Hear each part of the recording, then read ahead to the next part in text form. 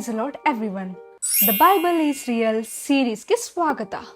ಮಹಾಜಲ ಪ್ರಳಯದ ನಂತರ ನೋಹನ ನಾವೆ ಎಲ್ಲಿ ನಿಂತಿತು ಎಂದು ಬೈಬಲ್ ಸ್ಪಷ್ಟವಾಗಿ ಹೇಳುತ್ತದೆ ಎಂಬುದು ನಿಮಗೆ ಗೊತ್ತೇ? 40 ದಿನ ಮತ್ತು 40 ರಾತ್ರಿಗಳ ಮಳೆಯ ನಂತರ ಭೂಮಿಯಲ್ಲೆಲ್ಲ ಜಲಪ್ರಳಯದಿಂದ ಆವರಿಸಲ್ಪಟ್ಟಿತು.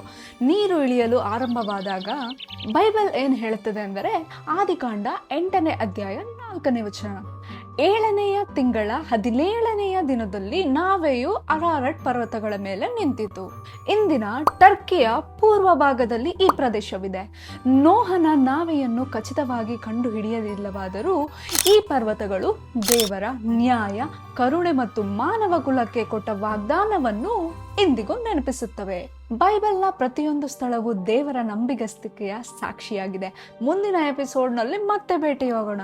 ನಿಜವಾದ ಸ್ಥಳಗಳು, ನಿಜವಾದ ಇತಿಹಾಸ ಮತ್ತು ನಿಜವಾದ ದೇವರನ್ನು ಒಟ್ಟಿಗೆ ಅನ್ವೇಷಿಸೋಣ. ದೇವರು ನಿಮ್ಮನ್ನು ಆಶೀರ್ವದಿಸಲಿ.